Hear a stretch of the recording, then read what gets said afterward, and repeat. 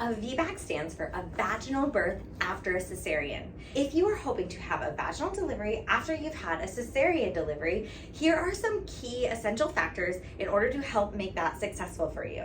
Now, a lot of people after they have a cesarean, they know that they want to heal their scar tissue and work on moving that scar in their belly, healing their core. But what you need to also consider is that your pelvic floor needs to heal. And working through the pelvic floor restrictions is going to be absolutely essential to help prepare your body for your vaginal delivery. Now, everyone has a different reason why they ended up having a C-section. Maybe baby didn't descend all the way, cervix couldn't dilate all the way, or maybe simply the pelvis wasn't opening or labor wasn't progressing. Maybe baby was almost there, but then heart rate decelerated. Maybe you were pushing for hours and finally just said, hey, baby's not coming through vagina, let's get baby out. Here we go, we're doing a cesarean. There are a million different reasons. Maybe baby was breech and you didn't get a chance to do a vaginal delivery because no one really knows how to do a breech delivery in the area that you live in. Anyways, whatever the reason, now you want to shoot to have a vaginal delivery, and that is awesome and all inspiring. But these are the absolutely essential tools that I need you to know and start to work on in order to help prepare your body for your vaginal delivery. Now, it is really important that you develop a really dynamic pelvic floor, a pelvic floor that can elongate and stretch and open and also contract. But what you want to focus on is getting that pelvic floor to open and elongate.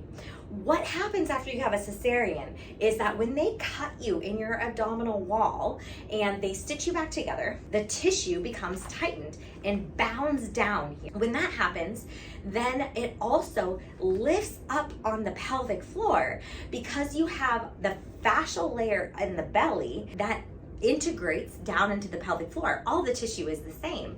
And so that usually it's the second layer of the pelvic floor. So the first layer is more muscular, the second layer is more fascial, the third layer is muscular again. When you have a cesarean, that second layer, that fascial layer connects to the fascia in the abdominal wall. And when it's tightened and pulled tight due to scar tissue, that second layer is going to elevate. Now, you might have already gone into your delivery the first time around with a tightened, elevated pelvic floor. So now if you also have a cesarean scar and a tightened, elevated pelvic floor, you need to work on opening all three layers of the pelvic floor so baby can get through the pelvic floor with a lot less fight and a lot more ease, and then you won't end up pushing for hours, having a hard time getting baby through. Hopefully you can avoid forceps and or a vacuum suction. And ideally have, as minimal interventions as possible, as most people that have gone through cesareans want to avoid those interventions because a lot of times the cascade of interventions ends you back up in that C-section. And so whatever we can do to get this as least intervened as possible will help us get that baby through. So how can you do that? Well, number one, you can help your body by preparing your pelvic floor for the delivery of your baby. If you did heal after that initial C-section and you worked through that belly scar tissue, the idea is that you also want to work through the tension of the pelvic floor. So we work on opening all three layers of the pelvic floor. Working with a pelvic expert physical therapist can manually manipulate your tissue so you can elongate your pelvic floor, and it'll increase the flexibility of your pelvic floor so that when you inhale and take a deep breath in, your pelvic floor will actually open. This will help guide you on the path to being able to breathe your baby out and get baby through birth canal with a lot less stress on your body.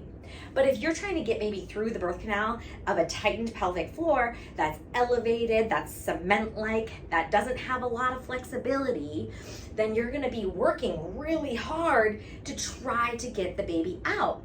The uterus is the one that pushes the baby out. You don't actually physically have to push baby out. Your goal and your responsibility is to be able to relax and open so that your pelvis can open, your pelvic floor can open, and that the uterus can just simply do its job.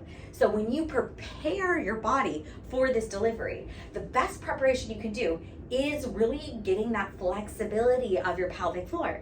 Now, as a pelvic expert physical therapist, we do this as manual pelvic floor stretching on all 3 layers of the pelvic floor, also working out scar tissue embedded in within the pelvic floor so you can have as much dynamic movement as possible.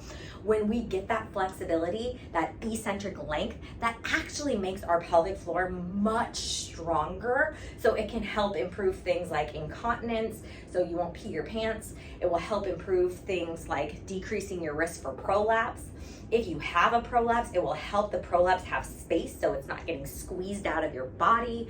It will also do things like help improve your intimate relations because it helps improve the lubrication of the pelvic floor because there's more blood supply to that pelvic floor and it's a healthier muscle, so it feels better for both parties. So getting that eccentric length, it's not just good for delivery, it's good for pain management, it's good for intimacy, it's good for just feeling really good in your body. And honestly, that's the goal even as you age. And the more prepared your pelvic floor is to get this baby out, the less damage there's going to be in your pelvic region, in your perineum.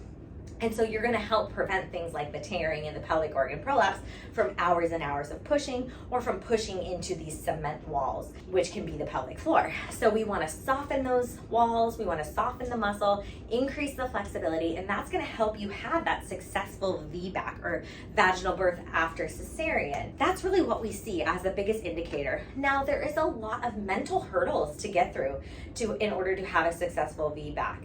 You want to do a lot of visualization, imagining baby coming out of the vagina and doing a lot of work where you are truly visualizing what your baby's head looks like as it comes out of the vagina. You're breathing into your pelvic floor, learning what it feels like to open the pelvic floor, really getting that control. And as you're getting that control, you're mentally mapping your baby coming out of your body, because the more that you can visualize it and see it in the mind's eye, the more that your brain knows, oh yeah, I know that, that's familiar, I've done that before. Even if it's just in the visualization practice, then your body can go and execute when it comes to the day of the delivery.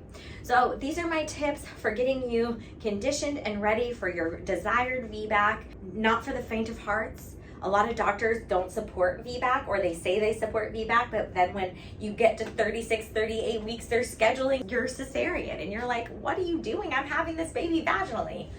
Do you. Listen to your body, follow your intuition, prepare your pelvic floor, and you can literally do anything you want. This is your body. Listen to it, prepare it, you got this. I'm Dr. Allison Feldt, owner of Body Motion Physical Therapy, your host of the Aligned and Elevated podcast, and I am a firm believer that when you prepare your body and your pelvic floor for birth, your whole entire life is going to be better because you are going to recover better postpartum. Is there recovery to be had? Absolutely. But you will recover much, much better, set you on a good path for maintaining that pelvic floor and core strength and mobility and balance during your midlife. You won't end up as the little old lady in the nursing home peeing your pants with joint replacements because you've took care of your pelvic floor and got it to be nice and strong. I hope this message sat well with you. Drop comments below. Let me know when your VBAC is. Let me know who your doctor is. Is your doctor VBAC friendly? Tell us everything. We'll chat with you in the comments. We're so excited for your upcoming birth.